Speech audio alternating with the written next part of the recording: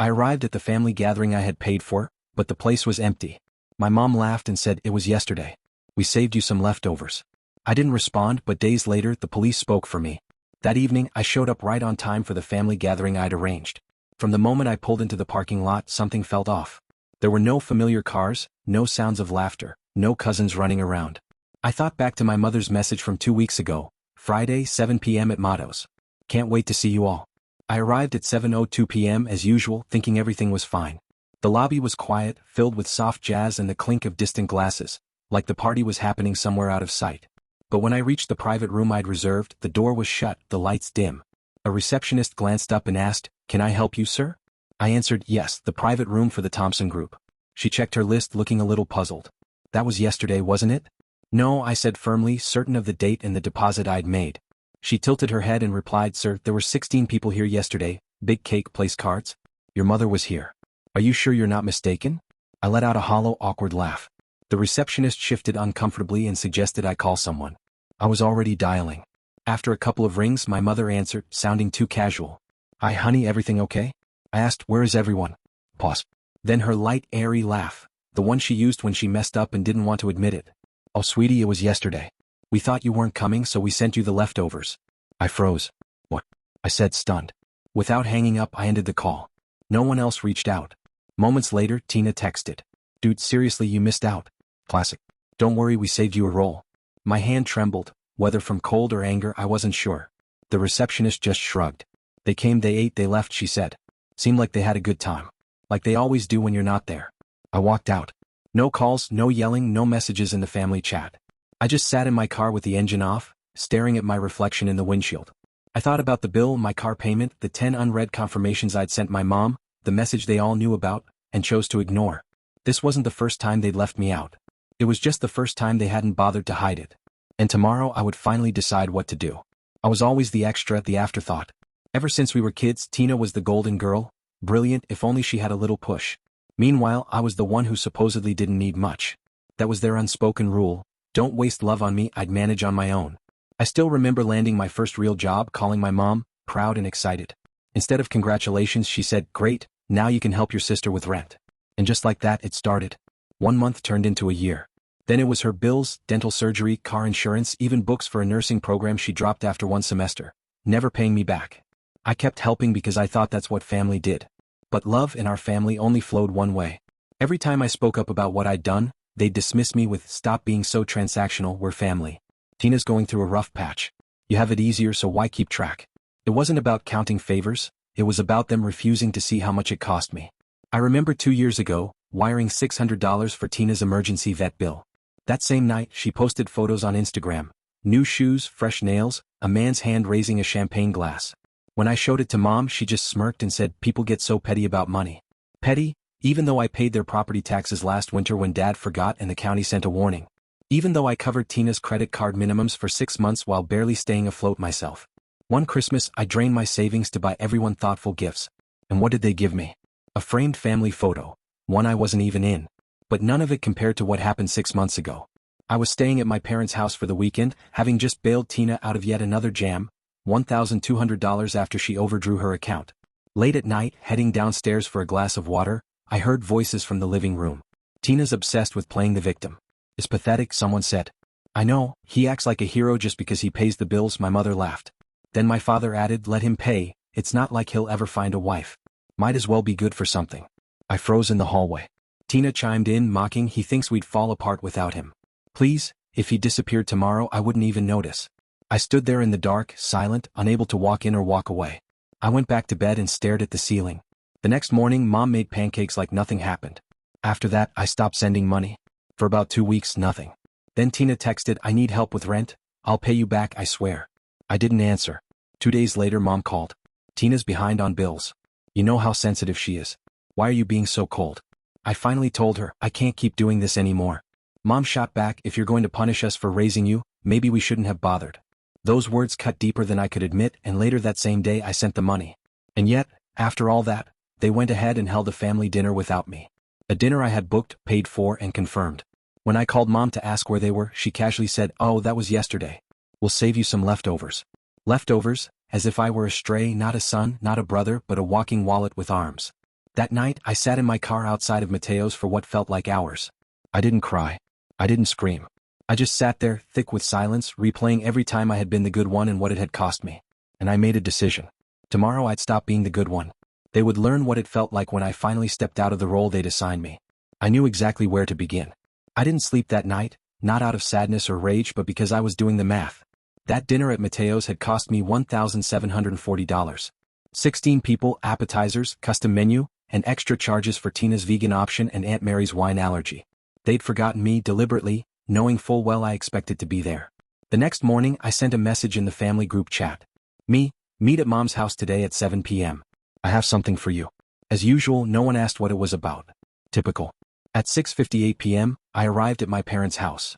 Inside they were already gathered, Tina glued to her phone, Dad nursing a beer in his recliner, Mom fluffing the couch cushions like we were expecting company.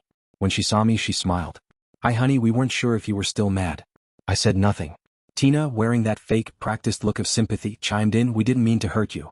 It was just easier for everyone to meet Thursday. People have their own lives, you know." She said it like it was the most reasonable thing in the world. I placed a large envelope on the coffee table. Mom asked, "What's this?" I sat down and with steady calm answered, "It's a bill." Dad chuckled, disbelieving. "A bill for dinner?" "Yes," I said, "for the dinner you all enjoyed without me." Tina snorted. "You're joking, right?" Mom's face darkened. "You seriously expect us to pay this?" Leaning forward, I replied, "I'm giving you the option. Because from now on, anything you need from me comes with an invoice." The room fell silent. Dad finally sat up straighter. "You need to let go of that attitude, son. We're family." But I didn't respond. Family, the same family that excluded me from a dinner I paid for. The same people who drained me emotionally and financially for 5 years without a second thought. Tina rolled her eyes. "Nobody made you pay." And right then, something inside me finally snapped. I stood up and said, "You know what? Fine, let's talk about what I was never forced to do." I pointed at Tina. "I wasn't forced to pay your rent for 2 years, cover your overdrafts, or replace your car's transmission." Then I turned to Mom. "You didn't make me cover your overdue taxes, pay for that birthday cruise when Dad supposedly forgot, or buy the groceries when you suddenly couldn't walk because of your knee." Dad flushed and shouted, "Watch it." I replied, "And this is just the beginning."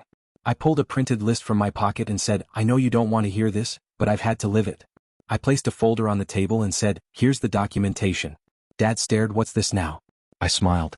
"It's documentation of every transaction, every transfer, Venmo payment, Cash App, and every single receipt." Tina scoffed.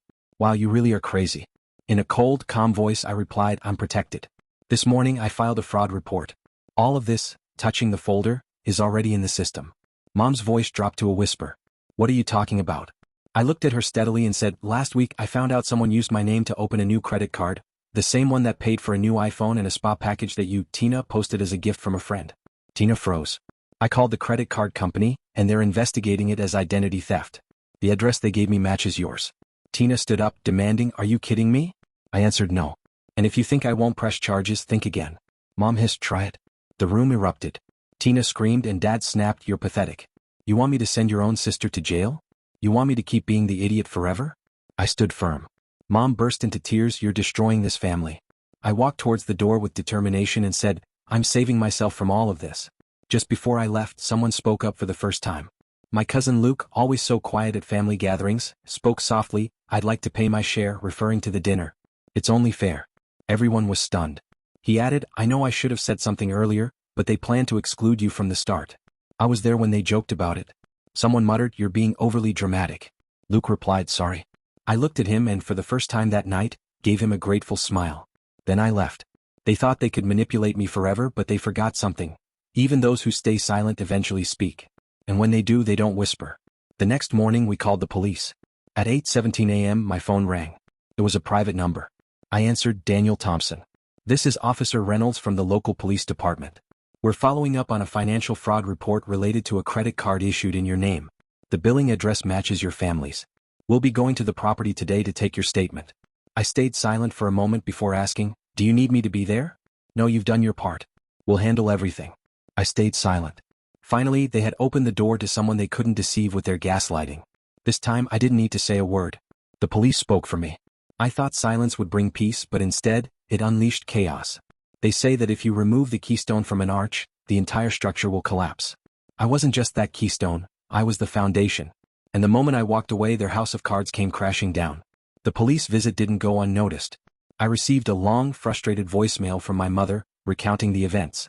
The officers arrived at 7:45 a.m., while she was still in her robe and my father hadn't even had his coffee. 2 officers, one male, one female, arrived, polite and professional but direct in their purpose. We are following up on a report of identity theft.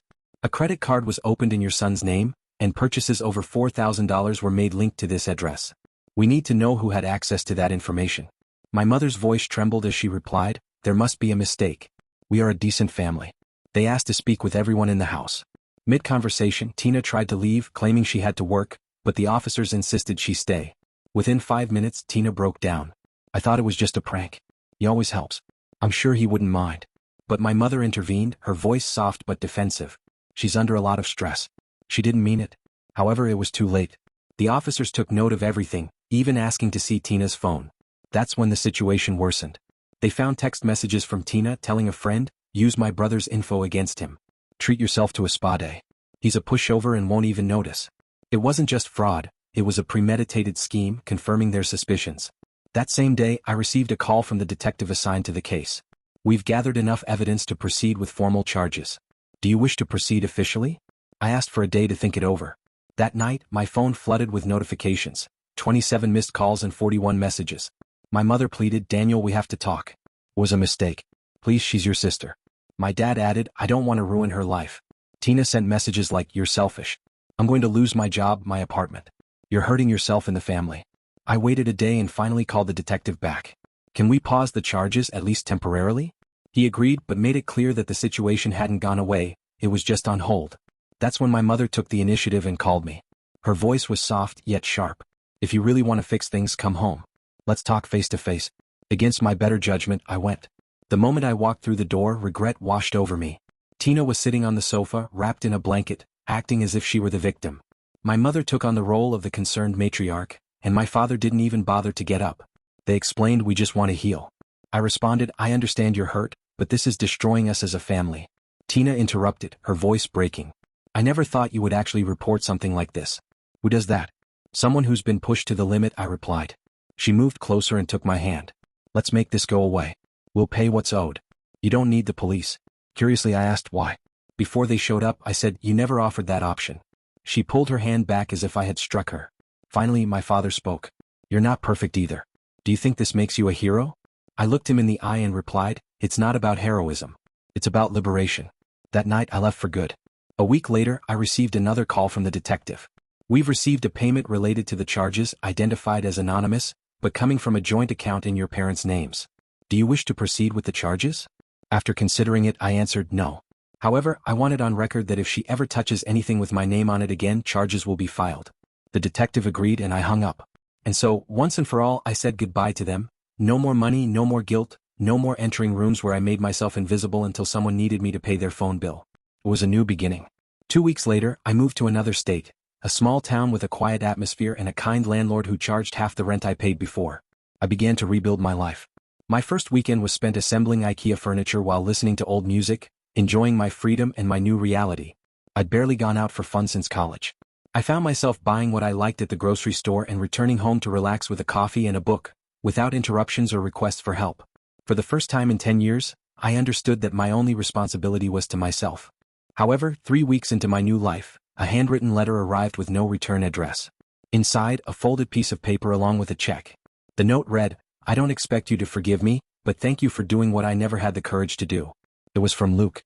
I smiled because, although he owed me nothing, he had done his part. The rest of the family faded from my life. No calls on my birthday, no messages at Christmas, not even when my dad underwent surgery that same year. I found out through a distant Facebook post from a mutual friend, and you know what? I was okay with it. They had finally discovered what it was like to live without me, and I, for my part, learned to live without them. They say blood is thicker than water, but they often forget the second part of the saying.